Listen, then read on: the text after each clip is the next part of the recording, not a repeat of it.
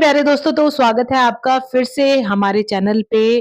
तो आज की जो नई वीडियो है ये हमारा कोलैबोरेशन है भविष्य मार्गदर्शन के साथ। तो आज चंचल गुप्ता जी हमें बताएगी कि पास्ट लाइफ में जो हमारी लाइफ है उसका अफेक्ट प्रेजेंट लाइफ में कैसे और कैसे मतलब आपका कर्म वहाँ पे पड़ता है।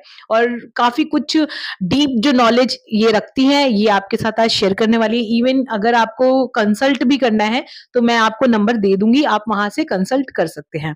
तो चलिए हम शुरू करते हैं चंचल गुप्ता के साथ कुछ बातें जो हमारी पास्ट लाइफ से रिलेटेड हैं। जय श्री राम। पास्ट लाइफ हमारे इस जीवन को बहुत ज्यादा अफेक्ट करती है। हमारा जो जीवन है, आपने सुना भी होगा कि हम लोग इस दुनिया में अपने पिछले जन्मों के कर्मों को भुगतने के लिए आए हैं या भोगने के लिए आए हैं। पिछले जन्म में जो कर्म अधूरे रह गए थे उन कर्मों को पूरा करने के लिए ही हमने ये जन्म लिया है। कई बार आपने देखा होगा जिसे हम जानते नहीं हैं वो भी आके हमारा बहुत बड़ा फायदा करा गया, या फिर जो हमारे अपने हैं जिन पे हम बहुत ज्यादा भरोसा करते हैं पर फिर भी उनकी वजह से हमें जीवन में बहुत ज्यादा परेशानियां आ गई। हम जीवन में जिससे भी जुड़ते हैं या तो उसके कर्मों को उसने हमारे लिए साथ अच्छा किया है तो उसको अच्छा रिवर्ट बैक करने के लिए जुड़ते हैं, या फिर उसने हमारे साथ बुरा किया है तो उससे फिर हमें कुछ ना कुछ वैसा ही फल मिलेगा। उसको हमारे लिए कुछ अच्छा करना पड़ेगा, क्योंकि क्या होता है कर्मा पॉजिटिव और नेगेटिव लोन्स की तरह होता है। अगर पॉजिटिव है तो वो एक एफडी हो गया जो आपको फायदा करेगा, और अगर कर्मा नेगेटिव है तो वो एक लोन हो गया जो आपको रीपे करना ही पड़ेगा।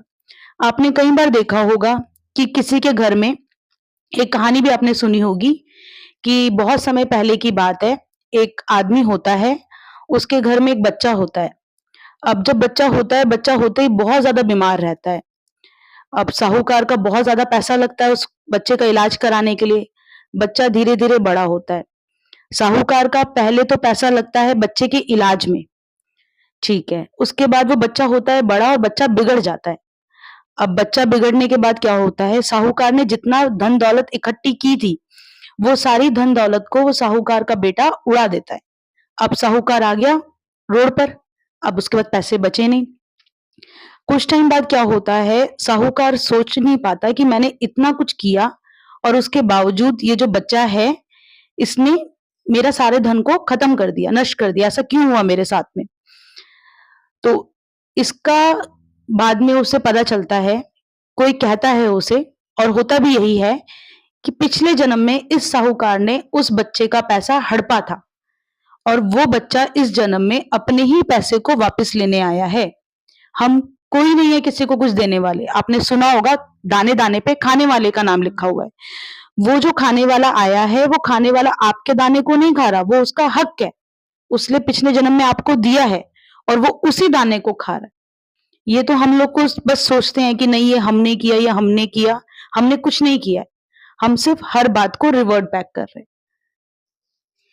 तो चंचल जी आप ये बताइए कि अगर हमारी लाइफ में हमने पुराने कुछ बुरे कर्म किए हैं तो उसका इफेक्ट 100% आएगा इस जन्म में।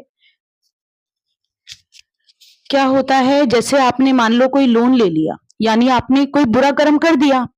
अब लोन पे आपको इंटरेस्ट तो पे करना पड़ेगा ना, आपने पिछले जन्म में उसे पूरा नहीं किया, अब आपने इस जन्म में भी पूरा नहीं किया, तो इंटरेस्ट पर इंटरेस्ट लगेगा। यानी वो जो एक बुरा कर्म है वो बढ़ता जाएगा, आपको उसे रीपे करना ही पड़ेगा।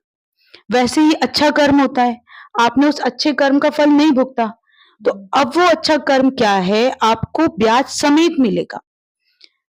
इसीलिए कहा जाता है कि आप जो भी कर रहे हैं अच्छा बुरा देख के करिए, आपके कर्म से किसी का नुकसान नहीं होना चाहिए।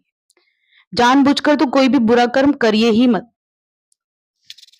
तो चलिए आज के लिए ये सेशन इतना ही था। अगर आपको कंसल्ट करना हो तो दिए गए नंबर पे आप कांटेक्ट कर सकते हैं, और प्लीज इनके चैनल पे जाइए और सब्सक्राइब कीजिए और इनकी रेगुलर जो नई नई वीडियोस होती है उसको जरूर देखिए। मिलते हैं अगली वीडियो में, तब तक के लिए जय श्री राम।